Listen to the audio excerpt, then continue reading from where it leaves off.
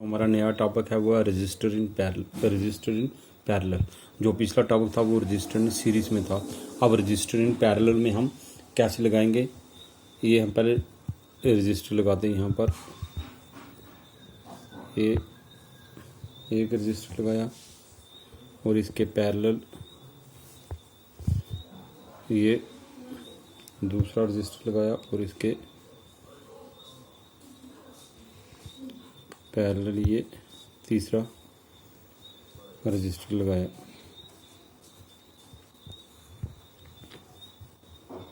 ये 3 register in parallel और इनके साथ एक यहाँ पर बैटरी लगाई।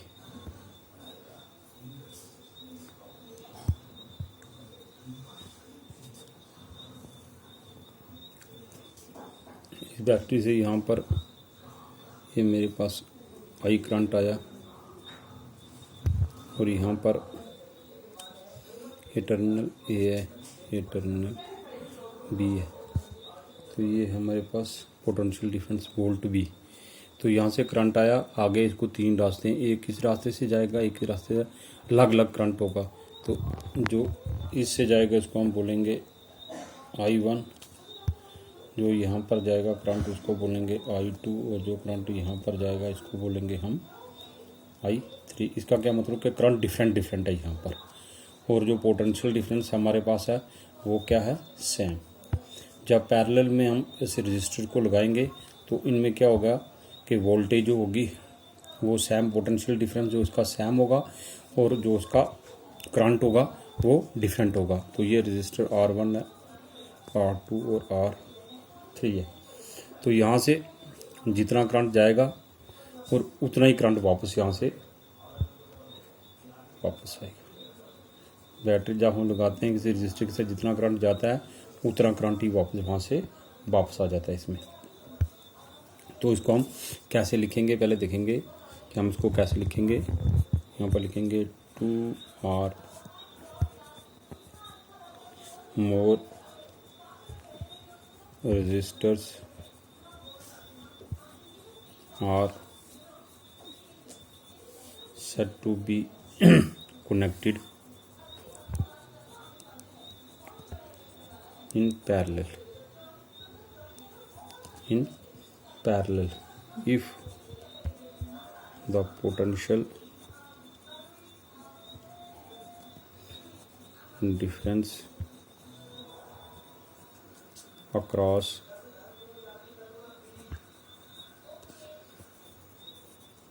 each resistor is same। Potential difference हमारा जो हर एक रजिस्टर के बीच में होगा वो सेम होगा इन द गिवन सर्किट। जो हमारे पास ये सर्किट दिया हुआ है गिवन सर्किट, तो हम कंसीडर करेंगे पहले। कंसीडर 3 resistor of resistance कौन कौन से, R1, R2 and R3 respectively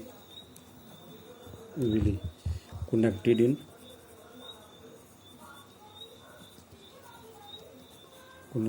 parallel। Let V be the potential difference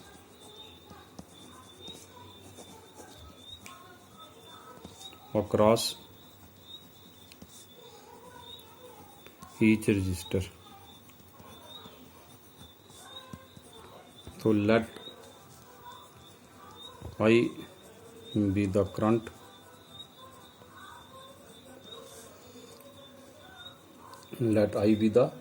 current flowing through the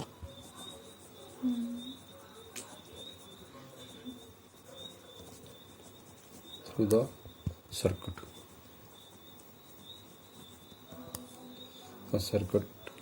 Let current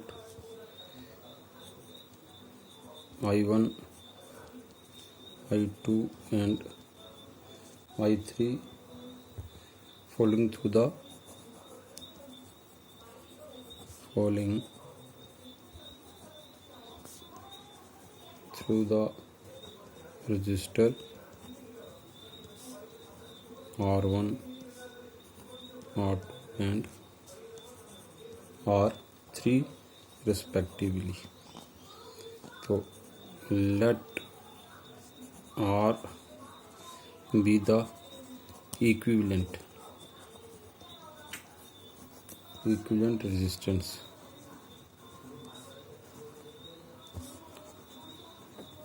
Then total current, यहाँ पर करंट जो है डिफरेंट है, इसलिए हम यहाँ पर टोटल करंट लिखेंगे. Total current I is equal to I1 plus I2 plus I3. इसको हम मान लेंगे फर्स्ट. तो बाय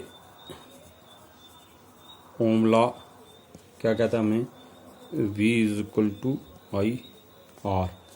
तो हमने यहाँ पर करंट निकला I is equal to V by R. तो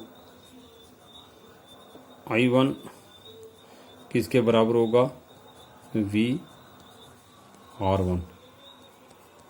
I2 किसके बराबर होगा, V R2.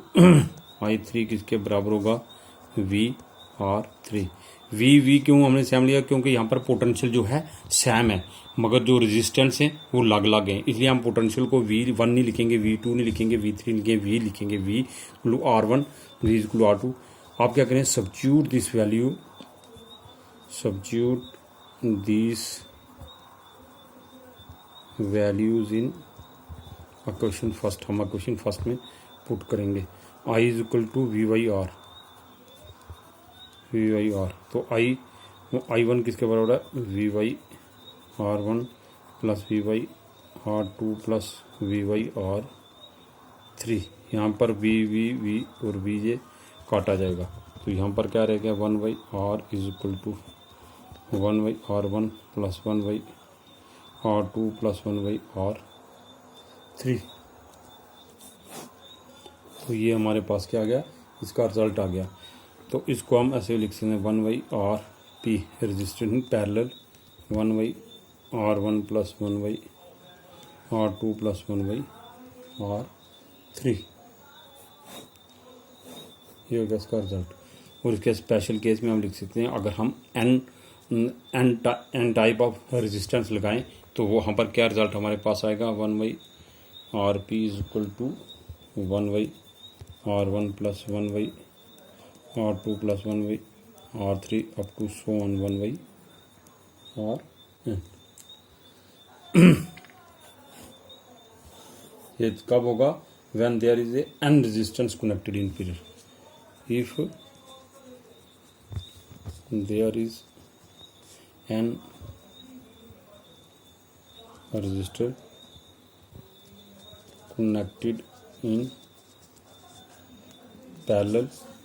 तो जब हम एन रजिस्टर में कनेक्टेड पैरेलल करेंगे तो हम इसको इस तरीके से लिखेंगे, 1 by R P equal 1 by R1 plus 1 by R2 1 plus R3 up to 1 by RN. Thank you very much.